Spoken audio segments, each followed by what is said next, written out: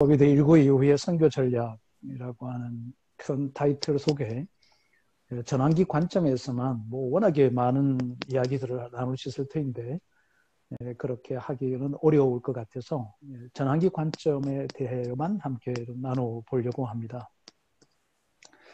이게 저희 연구소의 현재 건물이고요.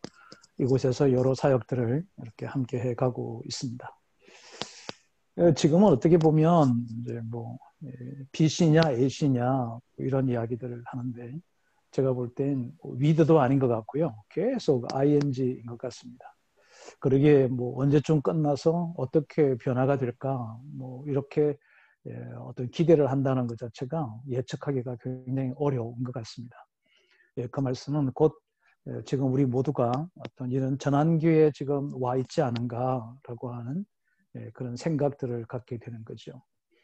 우리가 흔히 이제 터닝 포인트의 기회를 갖자. 오늘도 우리 말씀과 기도를 통해서도 이런 위기가 하나의 기회로 삼자. 다들 이렇게 얘기하는데 그럼 도대체 이 터닝 포인트라고 하는 것, 또 어떤 기회를 가질 수 있다라고 하는 것은 또 어떤 요소가 있어야 이것이 가능한가라고 하는 거죠.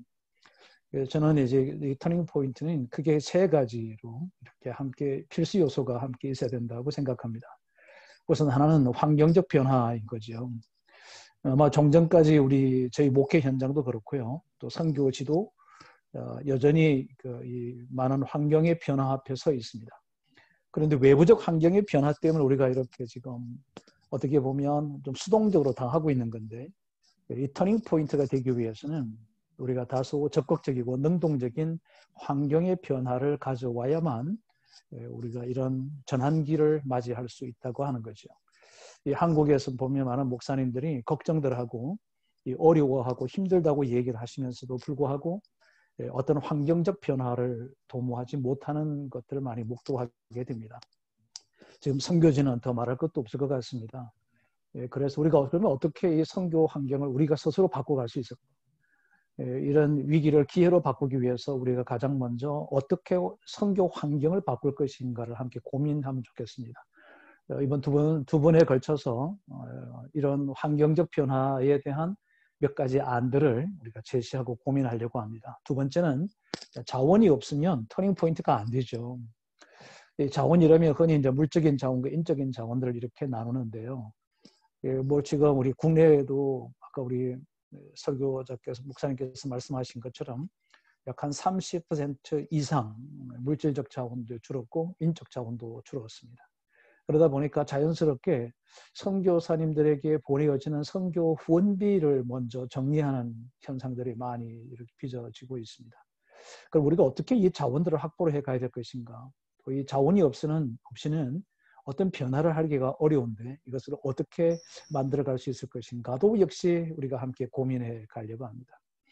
여러분 터닝 포인트 누가 하는 거냐면요. 하나님께서 저와 여러분 우리를 가지고 하나님께서 사람을 통해서 어떤 터닝 포인트를 만들어 내시는 거죠. 사람을 세우는 일보다도 더 중요한 게 참 없을 것 같습니다. 지금도 보면 교회를 예배당에 나오지 않는 대다수의 많은 사람들은 대부분 미성숙하거나 어떤 이 코로나 바이러스가 어떤 것보다도 더 두려운 존재로 이렇게 부각되어져 있기 때문에 이 사람들이 하나님께로 나오는 것을 꺼려한다고 봅니다. 그러므로 어떤 전환기를 마련하려고 할 때는 우리가 어떻게 사람들을 운용하고 그 사람들과 함께 이 전환점을 가져갈 것인가는 매우 중요한 요소가 될 것이라고 생각합니다. 결국 이런 거죠. 우리가 위기를 기회로 만들려고 하면 환경, 자원, 사람이 이것을 만들어낸다라고 하는 것을 우리가 주목해 볼 필요가 있습니다. 그럼 과연 우리가 이런 전환기를 맞이할 때 도대체 무엇을 해야 될 것인가? 저는 우리 한국에서 목사님들을 이렇게 섬기고 함께 고민하면서 이 가두기적 현상의 고통을 좀 직면할 수 있으면 좋겠다라고 하는 거죠. 당하는 거 말고요. 이 코로나 바이러스 때문에 당하고 있다가 아니고 이 고통을 직면한다는 것은 좀 적극적으로 이것을 해결해 가려고 하는 노력들이 좀 있어야 되지 않을까. 우리 기도하면서 함께 머리를 맞대고 이렇게 지금 컨퍼런스를 통해서 우리가 함께 의제를 모으고 고민을 해서 방안을 찾아가고 그것을 헤쳐나가는 것이 필요하거든요. 지금 잘 알다시피 뭐 정치, 사회, 경제 모든 영역들은요. 대부분 이 코로나 바이러스에 굉장히 적극적으로 능동적으로 대책을 수립하고 마련하고 시행하고 또다시 수정하고 보완하고 이러는 것에 반하여 교계는 지금 계속 문제 제기만 하고 있는 것 같습니다. 그래서 오늘 저는 오늘과 다음 주에 이 문제의 해결책을 여러분과 함께 공유해 보고 싶습니다. 또 한 가지는 이제 이러한 기회 때 뭐가 실제적으로 필드에서 적극적인 사역을 하기가 어려울 이때 우리가 할 일이 뭐냐면 굉장히 냉철한 그동안의 선교 사역에 대한 피드백들을 냉철하게 할 필요가 있지 않은가라고 하는 거죠. 우리가 건강검진을 하거나 어떤 병이 있어서 치료를 하려고 하면은 우선 정확한 진단이 돼야 그 병을 온전하게 치유할 수 있고 고칠 수 있는 것처럼 어쩌면 이런 기회를 통해서 우리는 우리 그동안에 우리가 어떻게 사역을 해왔는지에 대한 좀 실제적이고 아주 냉철하고 냉정한 선교 사역의 피드백들을 해야만이 저는 전환점을 가질 수 있다고 생각하는 거죠. 그래서 저는 지금 어떻게 보면 전체적 선교 사역의 길이에 있어서 하프타임이지 않을까, 작전 타임이다. 그러면 전반전까지 지금까지 우리가 사역을 해왔던 것에 대한 철저한 분석과 어떤 결과들 그리고 어떻게 새롭게 그런 후반전을 뛸 것인가에 대한 이런 준비를 할 때가 지금이지 않을까. 이거 없으면 어쩌면 후반전도 여전히 지치면서 그냥 환경에 몰입되는 환경에 그냥 휘둘려져서 또 어떻게 하면 좋을까라고 고민하다가 끝나버릴 수 있는 위험성도 크거든요. 근데 여러분 저는 이번에 우리가 이 코로나를 경험하면서 어떤 부분들을 우리가 좀 보완했으면 좋겠나라고 생각하는 것은 어떤 선교적 철학에 근거한 선교 전략들로 전환해야 되지 않을까. 지금 우리 한국교회에 파송된 선교사님들의 선교는 뭐 40년, 30년 뭐 이렇게 굉장히 긴 역사를 갖고 있는데 반하여 그 선교의 전략 자체가 항상 똑같다고 생각하는 거죠. 이게 지금 시대가 50년, 60년대, 70년대, 80년대, 90년대, 2000년도, 2010년, 2020년 뭐 이런 또 코로나 같은 엄청난 자연재해 뭐 이런 일들이 벌어지는 가운데도 우리의 선교 전략 자체가 제가 볼 땐 그다지 큰 변화가 없지 않았을까. 그렇다면 어쩌면 이번 이 위기는 새로운 어떤 기회를 포착하기 위해서는 철저한 원리와 원칙에 따라서 선교 전략으로 전환할 시점이 와 있다라고 보는 거죠. 이거를 이렇게 보려고 그러면 관점을 바꿔야 되는 거거든요. 결국은 터닝 포인트는 우리가 관점의 전환이라고 이렇게 얘기할 수 있을 것 같습니다. 그래서 저는 아마 다음 주 정도 될 것 같은데 우리 선교사님들이 어떻게 새로운 선교 전략을 어떻게 가져야 될까? 어떤 관점으로 선교를 봐야 될 것인가를 한번 제안하고 싶습니다. 죄송한 것은 제가 답을 내놓기보다는 어떤 문제 제기를 이번 두 주에 걸쳐서 좀 해보려고 합니다. 자, 이 말은 어쩌면 6번에 있는 이야기인데요. 어떤 새로운 역할 모델에 대한 개발이다라고 하는 겁니다. 여기 이제 포지션에서 펑션에 대한 변화인데요. 지금까지는 선교사님, 목회자라고 하는 포지션이 우리가 굉장히 중요했다고 한다면 이제부터는 어떤 역할을 감당하고 있느냐가 참 중요할 것 같습니다. 예를 들면 이런 거죠. 1년차, 5년차, 10년차, 20년차 된 선교사님들은 과연 어떤 펑션을 해야 될 것인가? 어떤 역할을 감당해야 될 것인가? 이 역할론적으로 전환될 수 있는 그런 기회를 가질 때 우리가 이 터닝 포인트를 온전하게 가질 수 있지 않겠느냐라고 하는 생각입니다. 그러니까 우리가 이 터닝 포인트 속에서 이런 6가지 정도를 좀 해보자. 라고 하는 것을 이제 제안해 드리고 싶은 거죠. 그렇다면 이제 저는 오늘과 다음 주에 저는 이 전체적으로 6가지를 우리 선교사님들과 함께 나누려고 합니다. 자, 우선 공유 선교 전략이라는 것을 여러분에게 하나 좀 내놓고 싶고요. 두 번째는 사람을 세우는 사람, 멘토링 선교를 여러분들에게 좀 제안하고 싶고요. 세 번째는 이제 온라인 처치입니다.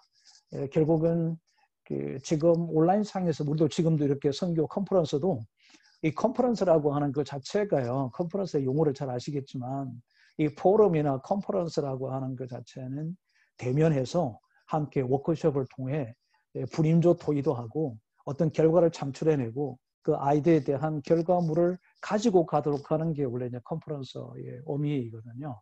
근데 지금은 이제 나열을 쭉 합니다. 그죠? 그런데 그것처럼 교회도 이제는 오프라인 처치에서 온라인 처치를 융합하는 이런 어떤 이런 역할들을 우리가 해야 될 때가 오지 않았을까? 이것도 간략하게 소개하고 싶고요.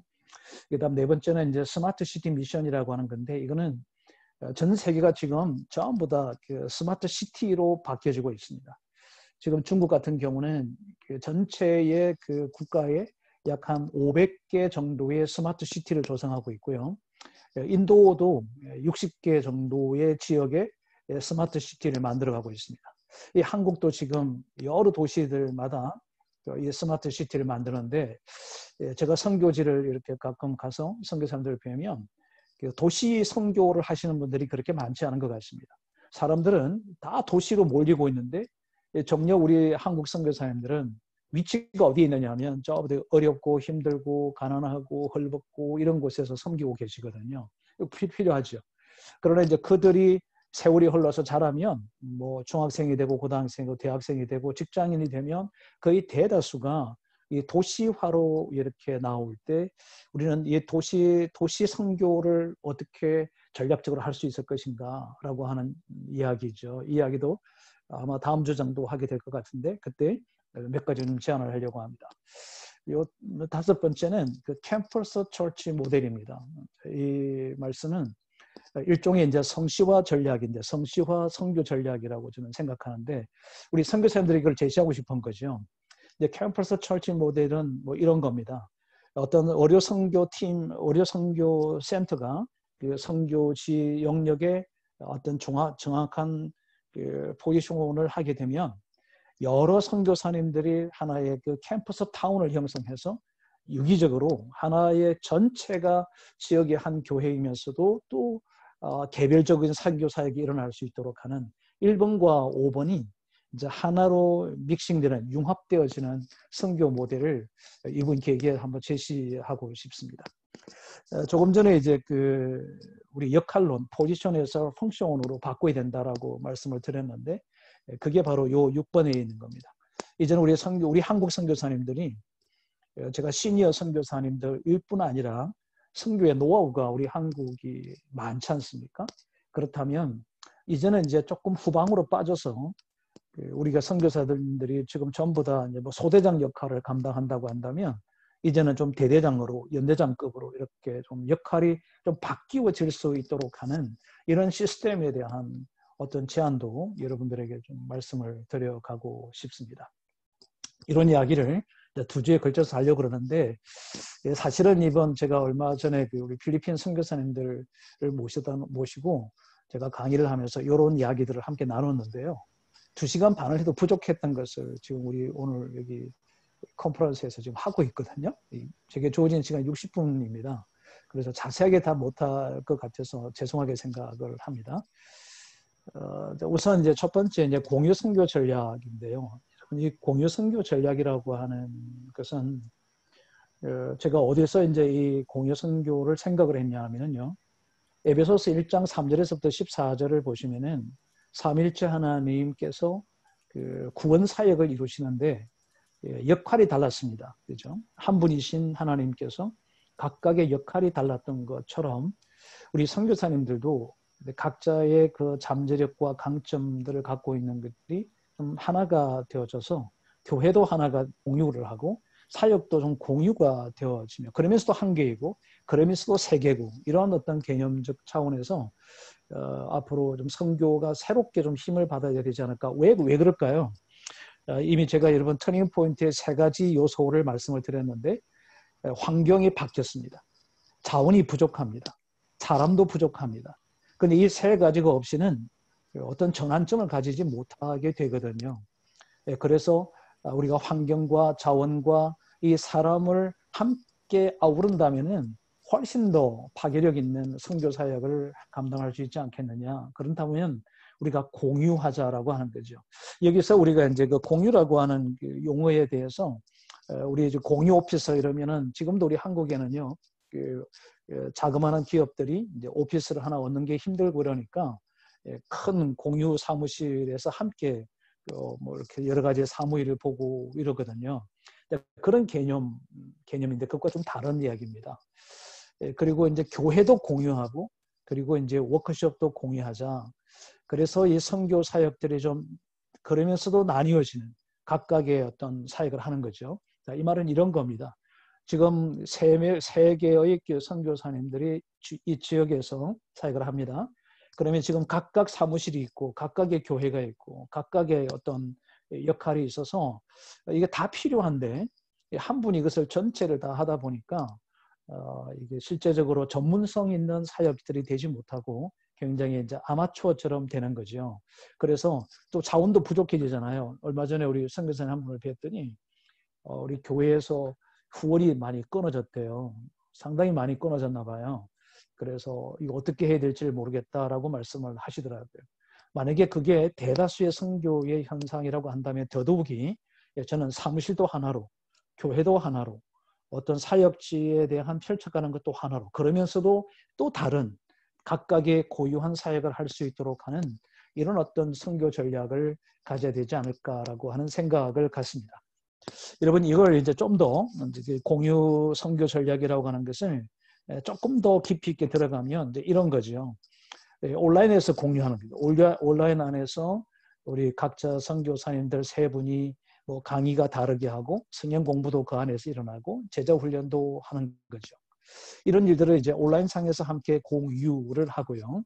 그리고 주중에는 각각의 선교지 따라서 이렇게 서로 교차 사역하는 거 아닙니다.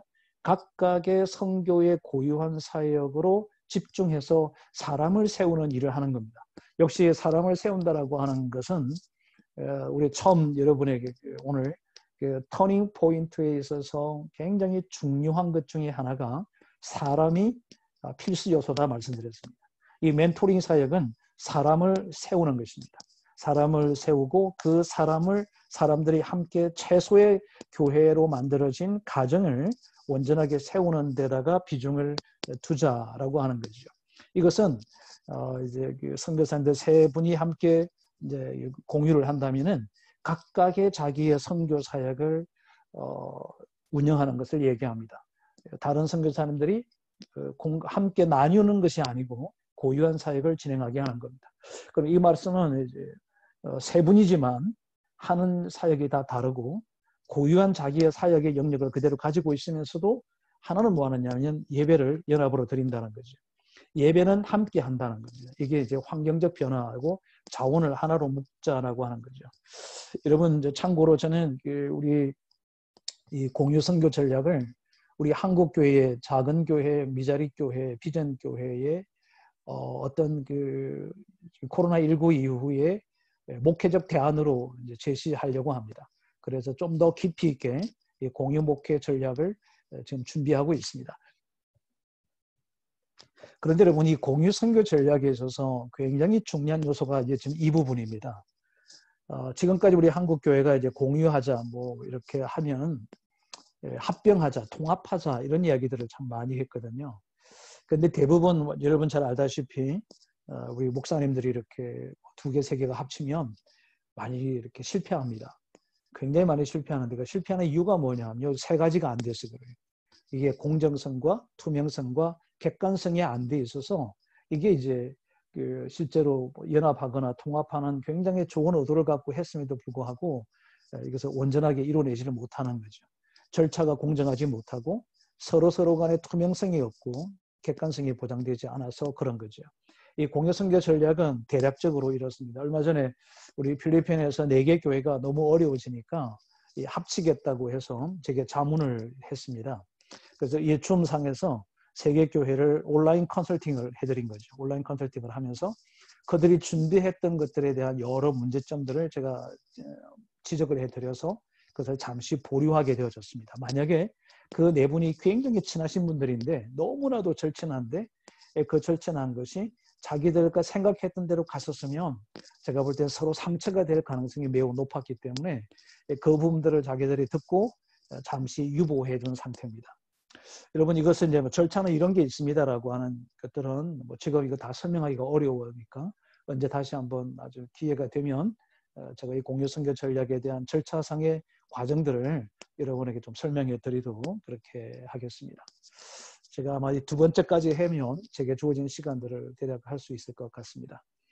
예, 저는 우리 선교사님들이 학교를 세우는 일이나 신학교를 세우고 또 현지 교회를 세우고 학교를 세워서 교육 선교, 특별히 제가 우리 세계 선교 컨퍼런스는 처음 우리 선교사님들을 섬기게 됐던 것이 교육 컨설팅이라는 것으로 한번 섬겼던 적이 있습니다. 그때도 잠깐 언급해 드렸는데 결국은 선교든 뭐든 목회든 하나님의 사람을 세우는 것이 목회의 가장 본질적인 부분이라고 확신하고 있습니다. 이제는 이 사람을 세운다라고 하는 것은 궁극적으로는 완전하게 사람들에게 모든 사역을 위임한다라고 하는 거죠. 이러한 측면으로 본다고 한다면 저는 지금 이제 컨택트가 출발됐던 교회가 이 컨택을 한 거잖아요. 그런데 어느 날 이 코로나19 때문에 이제 언택이라고 하는 신종어가 생겼습니다. 그런데 여러분, 저는 지금 언택트를 하고 있는 이 점에 한국 교회가 예배를 드리지 못하는 것 때문에 지금 뭐 여러 가지 어렵죠. 저도 참 부당하다는 것도 많이 있다고 생각합니다. 그런데 그렇다면 예배만 자꾸 고집하지 말자는 거죠. 예배를 어차피 못 드리게끔 행정령이 떨어졌다고 한다면 싸울 일이 아니라 우리는 그동안에 잃어버리고 미진하고 참여하지 못하는 사람들에게 딥 컨택팅, 딥 텍트를 하자는 것입니다. 이 깊이 있게 사람들에게 파고 들어가는 시간을 가지자. 제가 여러분 가끔 뭐 이런 코로나 때문에 날리기도 하지만 카페를 이렇게 갑니다. 가면은 여러분 물론 사회적 거리 때문에 뭐 중간중간 테이블이 많이 빠지긴 했어도요. 커피집에 가면 사람들이 굉장히 많이 모여 있습니다. 여러분 교회에서 모이지 못하면 카페에서 1대1로 또 제가 부부를 둘이 앉혀놓고 함께 딥 텍트는 할 수 있잖아요. 여러분 이 딥 텍트가 멘토링입니다. 정말 우리들이 멘토링 목회와 멘토링 선교가 이제는 아주 구체적으로 일어나야 되지 않을까라고 생각하는 거예요. 이게 사람을 사랑하고 사람을 세우는 일이라고 하는 거죠. 여기 마지막에 보시면은 로컬 텍트라고 있습니다. 이 로컬 텍트가 뭐냐 하면요.